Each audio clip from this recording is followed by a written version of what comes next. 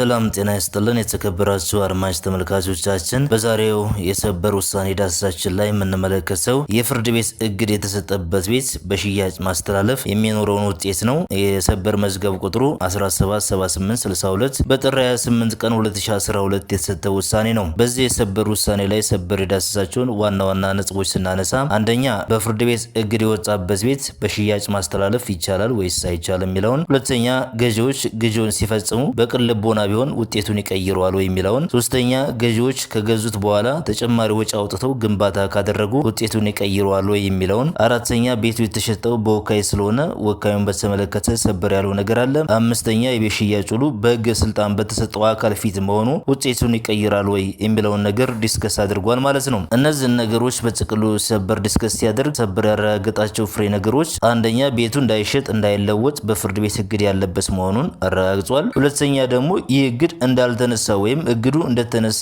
አልተረጋገጠም። ሶስተኛ የቤት ሽያጭ ውሉ ማህደር ጋር የቤት ሽያጭ እግድ እንደተነሳ የሚያሳይ ከአስተዳደር አካል የተሰጠ ማስረጃ የለም። እናም በተጨማሪ ተገቢውን ጥንቃቄ አድርገው የፈጸሙ ግብይት መሆኑን ገዢዎች አያሳይ የሚለውን ፍሬ ነገር ጉዳዮችን ይዟል። እነዚህን ጉዳዮች በመያዝ ሰበር የሰጠውን ትንታኔ ስንመለከት፣ አንደኛ ገዢዎች ቤቱን ከገዛን በኋላ አወጣን ስላሉት ወጪ ምንም እንኳን በፍትሐ ብሔር ሕጉ 1817 ንዑስ አንቀጽ 1 መሰረት ውል ሲፈርስ ወይም ሲሰረዝ ተዋዮች ወደ ነበሩበት እንዲመለሱ ማድረግ ካልተቻለ ወይም በአንደኛው ወገን ላይ ከፍተኛ ጉዳት የሚያስከትል ከሆነ ውሉ እንዲጸና የሚል ቢሆንም ይህን የፍሬ ነገር ክርክር ገዢዎች ከስር ጀምሮ ያላስረዱ በመሆኑ በሰበር ደረጃ የማይታይ የፍሬ ነገር ጉዳይ ስለሆነ የደረሰባቸው ጉዳት እንዲካስ አዲስ ክስ ከመመስረት ውጭ በዚህ ጉዳይ በሰበር አይታይም ብሏል።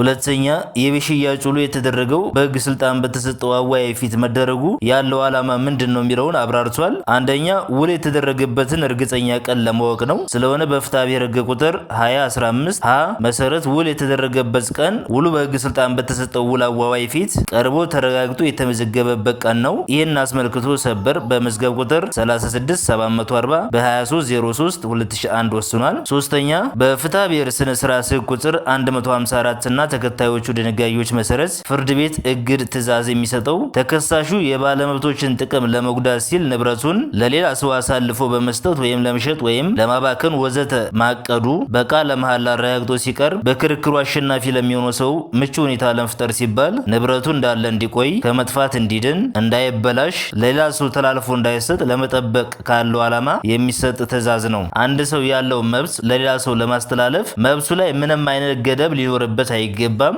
ነገር ግን መብቱ ላይ ገደብ እያለበት ካስተላለፈ ማለትም ገደቡ የፍርድ ቤት ገደብ ሆኖ በፍትሐ ብሔር ስነ ስርዓት ሕግ ቁጥር 156 ንዑስ አንቀጽ 1 መሰረት የፍርድ ቤት ትዕዛዝን አለማክበር ስለሆነ በወንጀል የሚያስቀጣ ነው። አራተኛ ተወካይ ሆኖ ቤቱን የሸጠው ሰውን በተመለከተ ተወካይ ወካዩን ወክሎ ሲሰራ በጥብቅ የሆነ ቅን ልቦና ሊሆን ይገባዋል። የፍትሐ ብሔር ሕግ ቁጥሩ 2208 እንደሚያመለክተው ይህ ሆኖ እያለ ቤቱ እግድ እያለበት ተወካይ መሸጡ ከቅን ልቦና የራቀና በሕግ የተጣለበትን ኃላፊነት አላግባብ መወጣት ነው ብሏል። አምስተኛ የቤት ሽያጭ ውሉ በሕግ ስልጣን በተሰጠው አካል ፊት መሆኑ ውጤቱን ይቀይረዋል የሚለውን ነገር ሲመለከት የፍርድ ቤት እግድ ያለበት ቤት በሽያጭ ማስተላለፍ በወንጀል የሚያስጠይቅ ህገወጥ ተግባር ስለሆነ ከጅምሩ ህገወጥ የሆነ ተግባር በውል አዋዋይ ፊት ስለተደረገ ብቻ ህጋዊ አያደርገውም። ስድስተኛ ገዢዎችን በተመለከተ በቅን ልቦና መግዛታቸው ውጤቱን ይቀይረዋል የሚለውን፣ አንደኛ እግድ ጸንቶ እያለ ነው ግዢውን የፈጸሙት። ሁለተኛ በቤቱ ማህደር ላይ